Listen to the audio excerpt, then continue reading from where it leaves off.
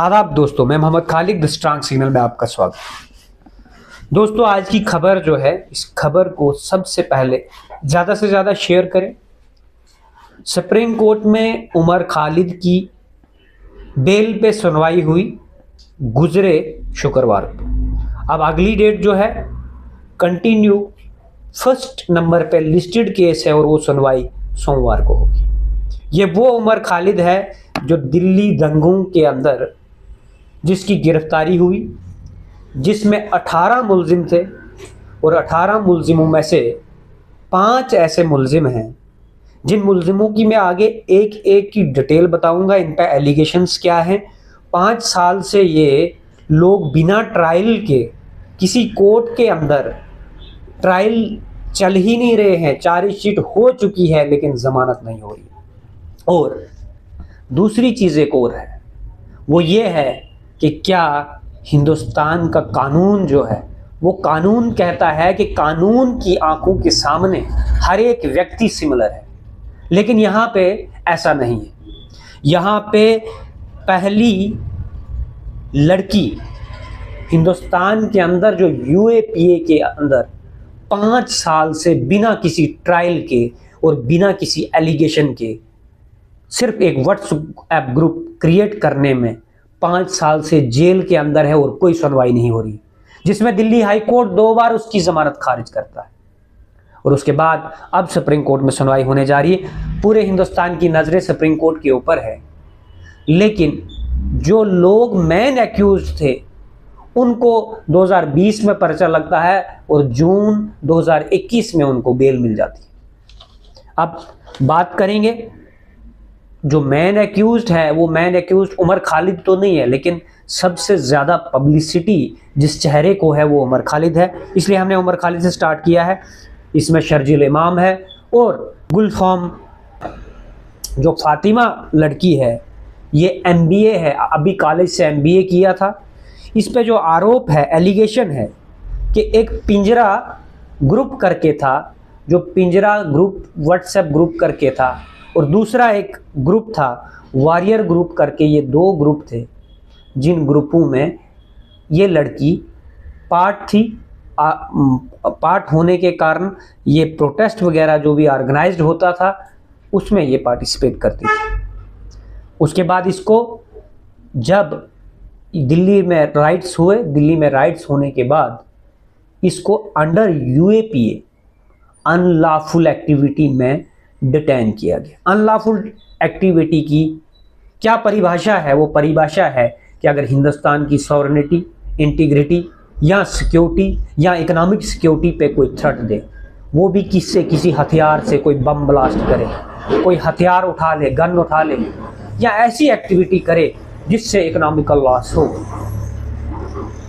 उनमें से इसने ऐसा कुछ भी नहीं किया है। और एक एलिगेशन और है, जिस व्यक्ति मुदस्सिर हुसैन नामी कोई टेररिस्ट है, जिस टेररिस्ट से पैसे लेने का आरोप है, लेकिन उस आरोप में जब चार्जशीट आ गई कोर्ट के अंदर, जब ट्रायल शुरू होते हैं चार्जशीट के बाद होते हैं, एफआईआर के बाद इन्वेस्टिगेशन होती है, इन्वेस्टिगेशन के बाद चार्जशीट होती है। चार्जशीट हो चुकी है। चार्जशीट के अंदर जितनी भी चार्जशीटें हुई हैं, उन चार्जशीटों के अंदर इनके खिलाफ कोई भी गवाह ये गवाही नहीं देता है कि ये, ना कोई ऐसा सबूत कोर्ट के सामने है, रिकॉर्ड पे है कि ये इन व्हाट्सएप ग्रुप, हाँ व्हाट्सएप ग्रुप इसने क्रिएट ज़रूर किया है, लेकिन उसके बाद इसकी कोई भी इन्वॉल्वमेंट उसमें नहीं है। जहाँ पे इंसिडेंट हुआ है वहाँ पे ये प्रेजेंट नहीं है, लेकिन वहीं पे जहाँ पे ये इंसिडेंट हुआ है, जो लोग वहाँ पे प्रेजेंट थे, उसमें 2 लड़कियाँ जो मैन एक्यूज्ड हैं, गुजरात की रहने वाली, उनका नाम, बस इसका नाम फातिमा था, इसका नाम उमर खालिद था, इसलिए ये जेल में है। ये साफ साफ जब ऑनरेबल सुप्रीम कोर्ट के अंदर 2 सबसे बड़े वकील कपिल सिब्बल और सिंघवी साहब, ये 2 वकील इनकी पैरवी कर रहे थे, तो उन्होंने अपने आर्ग्यूमेंट में बड़ा क्लियरली बताया कि चार्जशीट के अंदर क्या है और हमारे जो जिनका हम पक्ष रख रहे हैं उन पर एलिगेशन क्या है। ये इस लड़की पे एलिगेशंस था। और एलिगेशन के बाद बात करें कि प्रोसीजर ऑफ कोर्ट जो है, प्रोसीजर ऑफ कोर्ट क्या हुआ। प्रोसीजर ऑफ कोर्ट, इस केस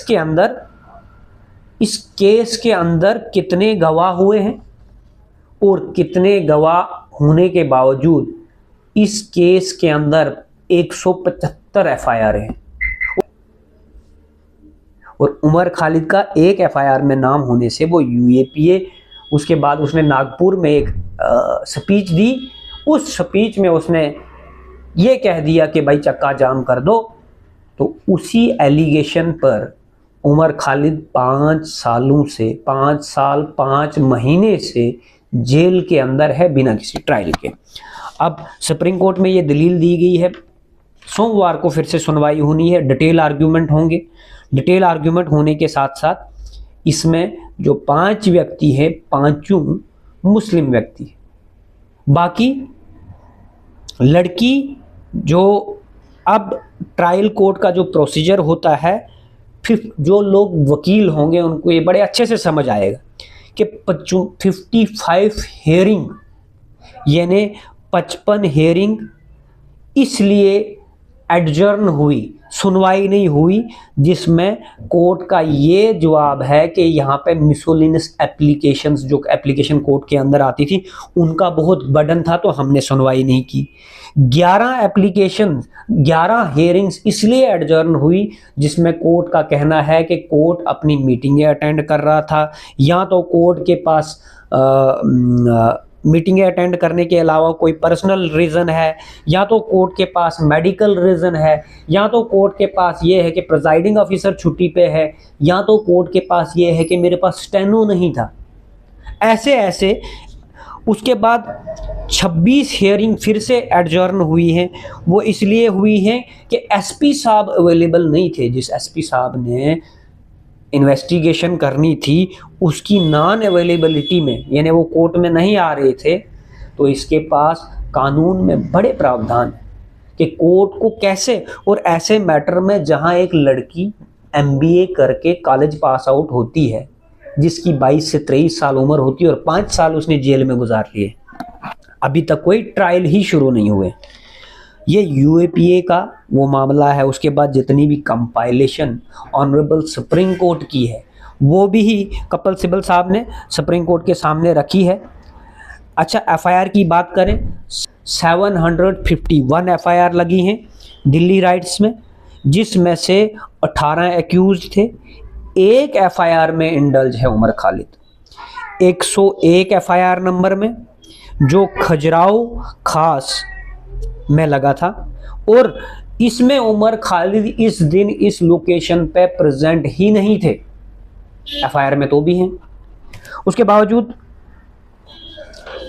उसके बावजूद बहुत सारी और भी डिटेल है हमारे पास। उसके लिए हम डिटेल वीडियो एक एक्यूज्ड पे क्या क्या एलिगेशन लगे हैं ये एलिगेशन बताएंगे, और कोर्ट के सामने जो सुप्रीम कोर्ट की जजमेंट है ऑनरेबल सुप्रीम कोर्ट के सामने, डीबी के सामने कपिल सिब्बल ने रखी।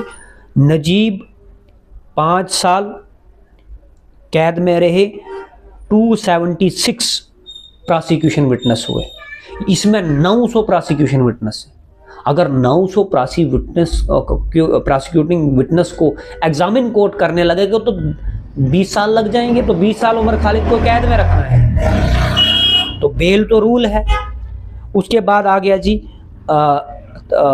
तावा फैजल करके केस है, उस केस में भी ऐसा ही हुआ। लेकिन एक चीज देखने को मिलती है, जब भी सुप्रीम कोर्ट की कोई ऐसी जजमेंट है, यहाँ मुस्लिम का नाम दिखेगा आपको कि 5 साल की उम्र अंडर यूएपीए में कौन रहा है, मुसलमान रहा है।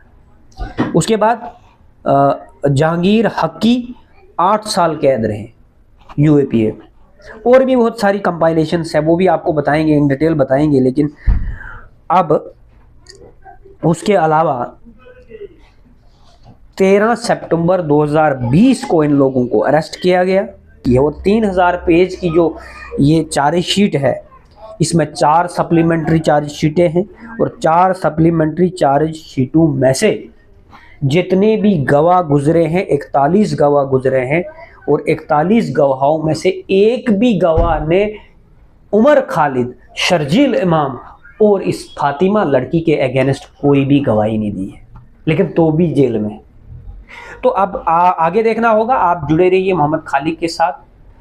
अगला अपडेट आपको इसी चैनल से मिलेगा। सोमवार को इस पे फाइनल कंक्लूडिंग आर्ग्यूमेंट होने जा रहे हैं। हम आपको जो भी सुप्रीम कोर्ट के अंदर आर्ग्यूमेंट होगा एक एक बात बताएंगे। धन्यवाद।